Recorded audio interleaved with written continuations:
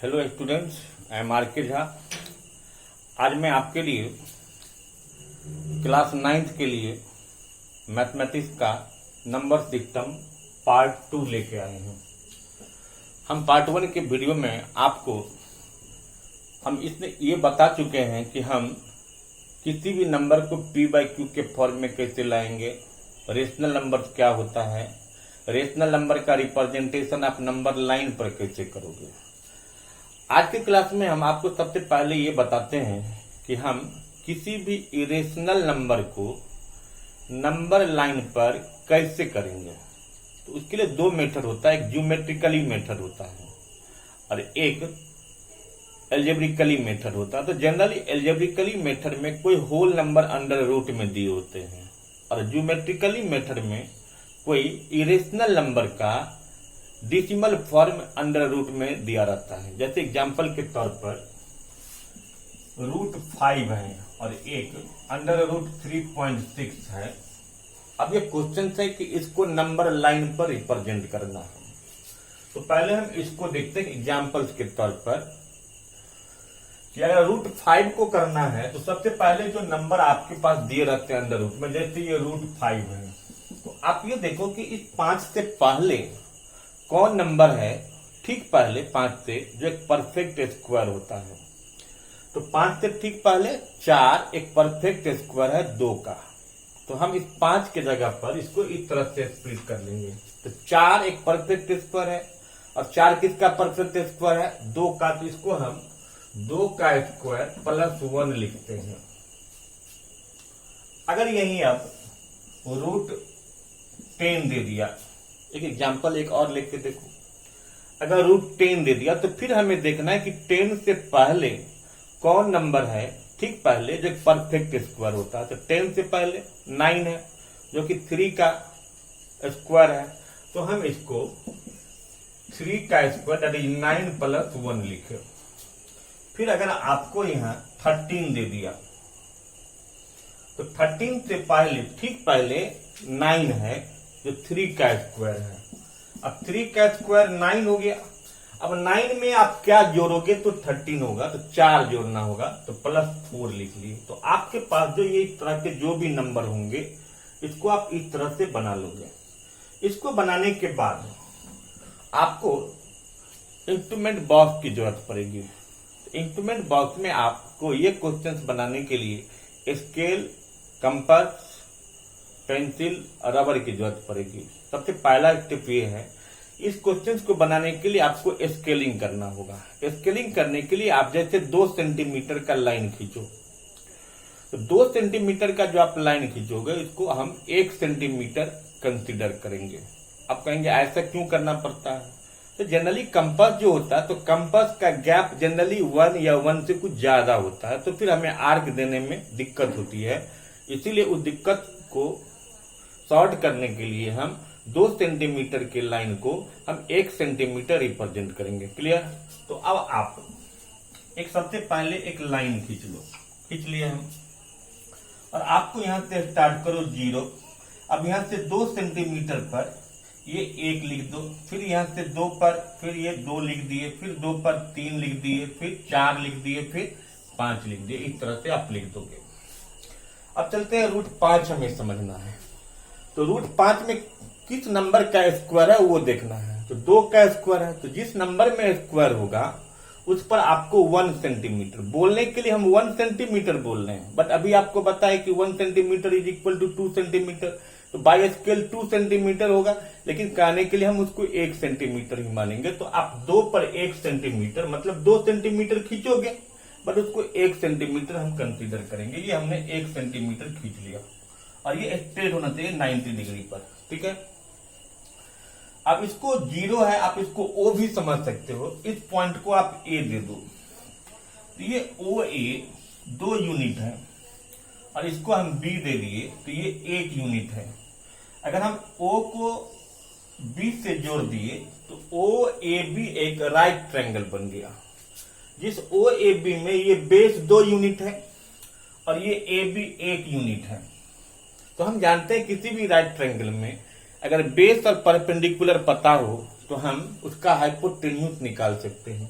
तो अगर हम इसका हाइपोटेन्यूज निकालेंगे तो 2 का स्क्वायर 4, 1 का स्क्वायर 1, यानी 5 √5 आ गया, तो इसका वैल्यू √5 हो गया।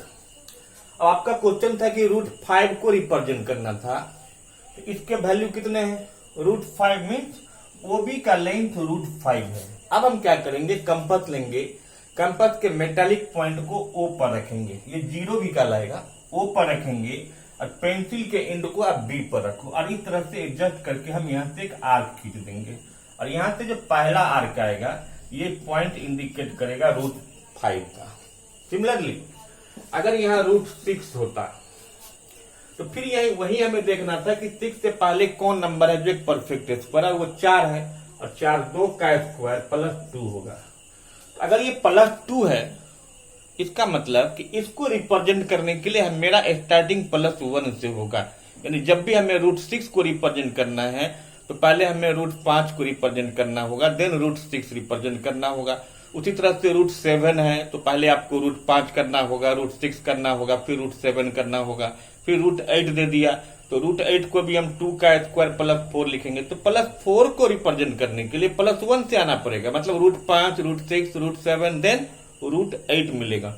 अब हमें √6 बनाना था, मान लीजिए क्वेश्चन नहीं था, √6 था, तो √6 से पहले हम स्टार्टिंग करते 2 का स्क्वायर +1 यानी √5 आ गया, तो हमने √5 का पॉइंट लोकेट कर लिया। अब इस पॉइंट पर आप फिर 1 सेंटीमीटर 90 डिग्री पर बना दिए, फिर आप इसको ज्वाइन कर दीजिए इससे। अब इसको हमने सी कर दिया, तो फिर ये OBC फिर एक राइट ट्रायंगल बन गया, जहां OB √5 है और ये BC एक यूनिट है। तो हम जब OC का पाइथागोरस थ्योरम से निकालेंगे तो ये √6 आ जाएगा। अब ये √6 आ गया, अब हम O पर मेटालिक पॉइंट रखेंगे, C पर पेंसिल रख के फिर एक आर्क देंगे, तो इस तरह से एक आर्क आएगा, √6 आ गया। इस तरह से आप फिर इसके ऊपर √7 निकाल के फिर उसके ऊपर √8 निकालते हुए जा सकते हो। अब चलते हैं √13 ही बनाना है। अभी मैंने कहा कि जब भी +1 से ज्यादा होगा तो आपका स्टार्टिंग +1 से होगा। ये सपोज कीजिए कि अब मेरा क्वेश्चन था कि √13 को रिप्रेजेंट करना था, तो √13 को रिप्रेजेंट करने के लिए हमें 3 का स्क्वायर +1 यानी √10 से स्टार्ट करना होगा। अब √10 को अगर हम स्टार्ट करते हैं तो इसी नंबर पर इसको अगर हम देखते हैं तो जैसे ये 0, 1, 2 और ये 3 था, तो √13 मेरा क्वेश्चन है +4 है, तो हम +1 से स्टार्ट करेंगे, मतलब √10 बनाना है, तो इसमें 3 का स्क्वायर है, तो अब आप 3 पर 1 सेंटीमीटर खड़ा करो, इसके वैल्यू 3 यूनिट है, इसके वैल्यू 1 यूनिट है, आप इसको जोड़ दो। अब ये A है, ये B है, अगर हम OAB राइट ट्रायंगल में OA 3 cm है, OB 1 सेंटीमीटर है, अब हम OB निकाल लिए तो ये √10 मिल गया। अब इसको मीजर करके फिर एक आर्क दोगे तो ये √10 हो गया, फिर हम इस पर खड़ा करेंगे तो ये फिर सिमिलरली √11 मिलेंगे, फिर इसको देंगे तो ये √11 हो गया, फिर इस पर 1 सेंटीमीटर खड़ा करेंगे तो ये √12 होगा, फिर इसको देंगे, फिर इस पर 1 सेंटीमीटर खड़ा करेंगे तो ये √13 होगा। तो इस तरह से हम इसको √10, √11, √12, √13 तक रिप्रेजेंट कर सकते हैं। तो कोई भी नंबर अगर होल नंबर में दिया है और वो एक इरेशनल नंबर है, और किसी भी इरेशनल नंबर को अगर नंबर लाइन पर रिप्रेजेंट करना और वो irrational number as a whole number under root दिया है, तो आपको ये मेथड फॉलो करना होगा। क्लियर? अब आते हैं दूसरे क्वेश्चन पर कि अगर कोई इरेशनल नंबर अगर डिसिमल के फॉर्म में है और उसको अगर रिप्रेजेंट करना है नंबर लाइन पर, तो उसके लिए क्वेश्चन में जनरली ज्योमेट्रिकली लिखता है। अगर नहीं भी लिखा हो ज्योमेट्रिकली तो आपको ज्योमेट्रिकली ही रिप्रेजेंट करना होता है। तो कैसे करेंगे हम? अब मान लीजिए √3.6 है, तो आपके पास जो नंबर दिए होंगे वो देखिए कि प्लस कितना है, इसमें कुछ नहीं है, तो आप इसको समझने के लिए 0 मान लो। एक दूसरा एग्जांपल लेते हैं कि अगर इसी क्वेश्चन को √3.6 प्लस 2 दे दिया, ये दूसरा क्वेश्चन है, ये दूसरा क्वेश्चन है, अब इस दोनों को रिप्रेजेंट करने के लिए दे दिया। तो पहला स्टेप है कि जो नंबर अंडर रूट में होगा डेसिमल, उतना सीएम का आप एक लाइन खींच दो। जैसे हमने कितना है 3.6, तो हम यहाँ 3.6 का एक लाइन खींच दिए, ये AB 3.6 सीएम का है। ये लाइन खींचने के बाद देखिए कि उसमें कितना जोड़ा गया है। जैसे इसमें 0 जोड़ा गया, यहाँ जो भी जितना जोड़ा गया रहेगा उससे 1 ज्यादा कर दो, तो 0 से 1 ज्यादा 1 होगा। अगर ये 2 है तो हम इसको 3 से, जितना यहाँ जोड़ा रहेगा उससे 1 मोर cm आप इसको प्रोड्यूस कर देंगे। अगर ये क्वेश्चन रहता तो इसको हम 1 सेंटीमीटर बढ़ाते, अगर ये क्वेश्चन 2 है तो हम इसको 3 सेंटीमीटर बढ़ाते। क्लियर? तो हम अगर हम इसी को लेते हैं 0 है, इसको हम 1 सेंटीमीटर बढ़ा देते हैं, यहां से हम इसको नाप के सी दे दिए, ये 1 सेंटीमीटर हो गया। इस तरह से एसी हमने एक लाइन सेगमेंट ऑब्टेन किया। अब आते हैं दूसरे स्टेप में। अब एसी का राइट बाइसेक्टर खींचना है। अब एसी का जब हम राइट बाइसेक्टर खींचेंगे तो एसी का मोर देन हाफ लेके ए से और सी से आपको दोनों तरफ कंपास से आर्क देना है। तो इस तरह से हमें आर्क मिलेंगे। अब इस दोनों आर्क को हम क्या करेंगे, ज्वाइन कर देते हैं। तो जब हम इसको ज्वाइन करेंगे तो हम खुद देखते हैं कि ये पॉइंट जो है वो एसी का मिड पॉइंट मिल जाएगा। अब मिड पॉइंट मिलने के बाद इस ओ को सेंटर मान के इस ओ ए को रेडियस लेके फिर हम एक सेमी सर्कल खींच देते हैं। सेमी सर्कल खींच दिए। अब जो ये पॉइंट था बी पर आप परपेंडिकुलर लाइन सीधा 90 डिग्री से एक स्ट्रेट लाइन ड्रॉ कर दो। हमने बी से कर दिया, लेकिन ध्यान ये रहे ये लाइन बाहर नहीं जाना है, इस सेमी सर्कल के बाउंड्री तक ही ले जाना है। तो अब आप यहाँ सुविधा के लिए डी दे दो, डी दे दी, ये राइट एंगल बन गया। अब फिर ये काम करने के बाद अब हम बी पर मेटालिक पॉइंट रखेंगे कंपास का, डी पर पेंसिल रखेंगे और इस तरह से इसको यहाँ से एक आर्क दे देते हैं। ऐसे कंपास से एक आर्क खींचेंगे तो इस तरह से ये आर्क आएगा और इसको अब आप बढ़ा दो और यहाँ ई दे दिए। तो इस तरह से बी से लेके ई तक जो है वो 3.6 हो गया। अगर ये क्वेश्चन रहता तो इसमें मैंने 1 सेंटीमीटर बढ़ाया था, अगर ये क्वेश्चन रहता तो हम इसमें 3 बढ़ाते। बाकी सारे स्टेप आपको ऐसे ही करना था। क्लियर हो गया कि हम किसी भी रेशनल नंबर को जब अंडर रूट में डेसिमल के फॉर्म में है या होल नंबर के फॉर्म में तो हम उसको कैसे नंबर लाइन पर रिप्रेजेंट करेंगे। क्लियर? फिर इसके बाद आते हैं अगले एक्सरसाइज में। जब हम इसके बाद आते हैं नेक्स्ट टॉपिक में तो एक और टाइप के क्वेश्चन आपको इसमें मिलते हैं। अब क्वेश्चन क्या है कि आपके पास कोई नंबर दिया होता है फ्रैक्शन के फॉर्म में, और फ्रैक्शन के फॉर्म में जो नंबर दिया होता है उसमें हमें ये बताना होता है कि क्या वो नंबर टर्मिनेटिंग होगा या नहीं। तो जैसे मान लीजिए हम 2-3 क्वेश्चंस लिखते हैं। 17/80 एक क्वेश्चन लिए, दूसरा क्वेश्चन है 17/8, तीसरा क्वेश्चन हम लेते हैं 17/32, चौथा लेते हैं 17/25 और यहाँ 32 को आप हटा के इसको 45 कर दिए। चलते पहले आपको ये ध्यान रखना है कि आपके पास जो भी नंबर्स होंगे उस नंबर का डिनोमिनेटर देखो, उस डिनोमिनेटर का हम प्राइम फैक्टराइजेशन करेंगे। और प्राइम फैक्टराइजेशन करने में अगर उसके डिनोमिनेटर 2 के पावर m इंटू 5 के पावर n के फॉर्म में आ रहा है, इसका मतलब उस रेशनल नंबर का टर्मिनेटिंग डेसिमल रिप्रेजेंटेशन होगा। कैसे? तो देखते हैं। अब यहाँ डिनोमिनेटर क्या है, 80 है। आप 80 का सिर्फ प्राइम फैक्टर्स निकालो, तो 2 से सिर्फ प्राइम नंबर से इसको डिवाइड करना, सिर्फ प्राइम फैक्टर्स निकालना है। तो 2 से किए आप 40, 2 से किए 20, 2 से करोगे 10, 2 से किए 5 से कर दीजिए 1, आ गया। अब इसमें तो कंडीशंस क्या है कि टर्मिनेटिंग होने के लिए 2 के पावर m इंटू 5 के पावर n। अब पहले हम इसका मतलब समझते हैं। इसका मतलब ये हुआ कि उसमें सिर्फ 2 आना चाहिए और 5 आना चाहिए, जहां m और n एक होल नंबर है। अगर मान लीजिए कि जैसे इसमें 1 2 3 4, 2 कितने बार आए, 4 बार, 5 1 बार।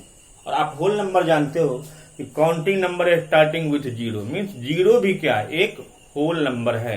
तो अगर कोई भी नंबर 0 टाइम आता है, खासकर 2 और 5, तो हम उसको n समझ सकते हैं या n समझ सकते हैं। तो 80 को कैसे लिख सकते हो आप, 2 के पावर 4 इंटू 5 के पावर 1। इसका मतलब 80 का जो प्राइम फैक्टर्स हैं या प्राइम फैक्टराइजेशन है वो 2 के पावर m इंटू 5 के पावर n के फॉर्म में आ रहा है, और जिसके डिनोमिनेटर का 2 के पावर m इंटू 5 के पावर n के फॉर्म में आएगा उसका टर्मिनेटिंग डेसिमल रिप्रेजेंटेशन होगा। इसलिए 17/80 को भी हम टर्मिनेटिंग डेसिमल रिप्रेजेंट में एक्सप्रेस कर सकते हैं। अब देखिए 8 है। अब अगर आप 8 को देखते हो तो फिर आप 8 को 2 से करोगे 4, फिर 2 से के 2, और इस तरह से ये 1 आ गया। अब हम 8 को कैसे लिख सकते हैं? तो 8 इज इक्वल टू 1 2 3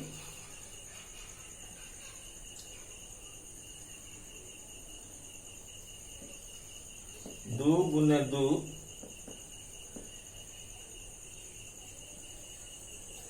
गुने 2, तो 2 कितने बार आ गए? 3 बार आ गया। अब आप इसमें कहोगे कि 2 के पावर 3 आया, लेकिन 5 नहीं आया। अगर 5 नहीं भी आया तो 5 के पावर 0 लिखो। 2 नहीं आया तो आप उसको 2 के पावर 0 लिख सकते हो, क्योंकि 1 के पावर 0 बराबर 1 होता है। उसी तरह से आप देखते हैं 45।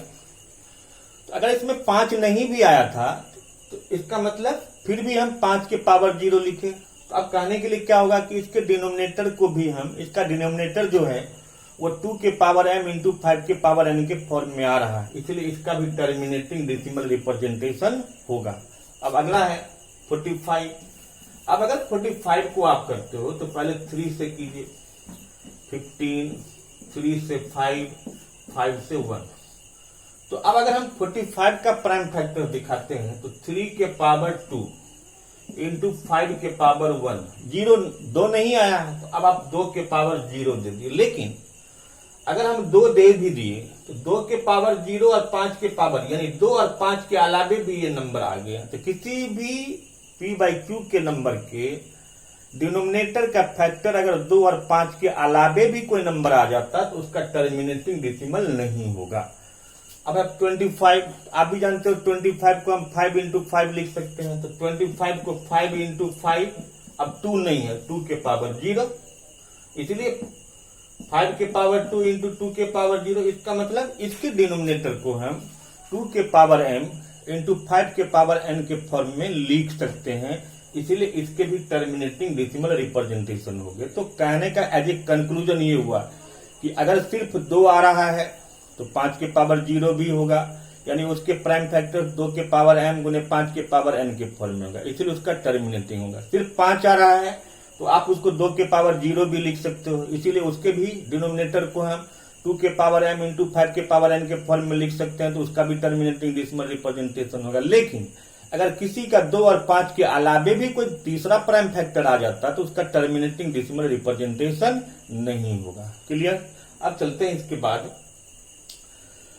अब आता है रेशनलाइज करने के लिए क्या होता है। आप तो समझ गए हो कि इरेशनल नंबर का डेफिनेशन होता है कि जो नंबर p/q के फॉर्म में नहीं आ सकता या जिसका terminating non terminating repeating decimal representation नहीं होता, which is neither terminating nor non terminating repeating decimal representation, हम उसको इरेशनल नंबर कहते हैं। तो अब अगर कोई भी नंबर दिया है तो हम किसी भी नंबर को, अब हमको इरेशनल उसके डिनोमिनेटर हैं और उसको हमें रेशनलाइज करना है। तो जब उसके डिनोमिनेटर इरेशनल नंबर्स होते हैं तो वो नंबर्स एक मोनोमियल के फॉर्म में भी हो सकता है, सिंगल टर्म भी हो सकता है, बाइनोमियल भी हो सकता है, ट्राइनोमियल भी हो सकता है, इवन क्वाड्रिनोमियल भी हो सकता है। लेकिन ट्राइनोमियल क्वाड्रिनोमियल में टाइम लगता है, इसलिए उतना नहीं, आपको मोनोमियल बाइनोमियल ये अच्छे से आना चाहिए।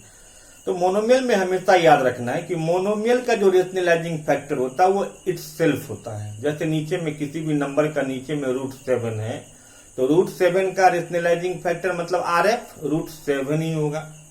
किसी का डिनोमिनेटर इरेशनल है बट वो बाइनोमियल है और वो a+b के फॉर्म में है, उसका रेशनलाइजिंग फैक्टर a-b होगा। किसी भी नंबर का अगर डिनोमिनेटर इरेशनल नंबर है वो a-b के फॉर्म में है तो उसका रेशनलाइजिंग फैक्टर a+b के फॉर्म में होगा। तो क्या याद रखना है कि मोनोमियल का इटसेल्फ होगा, a+b का a-b होगा, a-b का a+b होगा। और जब RF आप जानते रहोगे तो रेशनलाइज में करना क्या होता है कि उसके RF जो होते हैं उसके रेशनलाइजिंग फैक्टर से, मतलब उसके RF से उसके न्यूमरेटर और डिनोमिनेटर को हम मल्टीप्लाई कर देते हैं। मल्टीप्लाई करने के बाद जो आते हैं आंसर वही उसका रेशनलाइज फॉर्म होता है। रेशनलाइज करने का एप्लीकेशन ये होता है कि जब भी हम कोई नंबर लिखते हैं तो बेसिकली उसके न्यूमरेटर में इरेशनल नंबर हो सकता है, डिनोमिनेटर में नहीं होना चाहिए, इसलिए रेशनलाइज आया है। इसलिए रेशनलाइज एक टॉपिक बना, उसको रेशनलाइज करना है। तो क्या बात मैंने कहा अभी कि मोनोमियल का आरएफ इटसेल्फ, बाइनोमियल ए प्लस बी का आरएफ ए माइनस बी, बाइनोमियल ए प्लस बी का ए माइनस बी। तो चलते हैं एग्जाम्पल्स लेके इसको देखते हैं कि कैसे हम रेशनलाइज करेंगे। तो देखिए अब जैसे देखिए कि अगर एक क्वेश्चन था 2/√7 है। अब अगर ये 2/√7 दे दिया तो 2/√7 में डिनोमिनेटर √7 है जो कि एक मोनोमियल है। अब 3/√2 प्लस √3 दे दिया, यहां बाइनोमियल है। और एक ले लेते हैं हम √3 प्लस 2/√3 माइनस √2। ये 3 क्वेश्चन हैं और इसको हम बना के दिखाते हैं आपको। जब आप ये तीनों समझ जाओगे तो फिर आप रेशनलाइज कर सकते हो। तो इसके डिनोमिनेटर मोनोमियल है, इसीलिए इसका आरएफ इटसेल्फ होगा।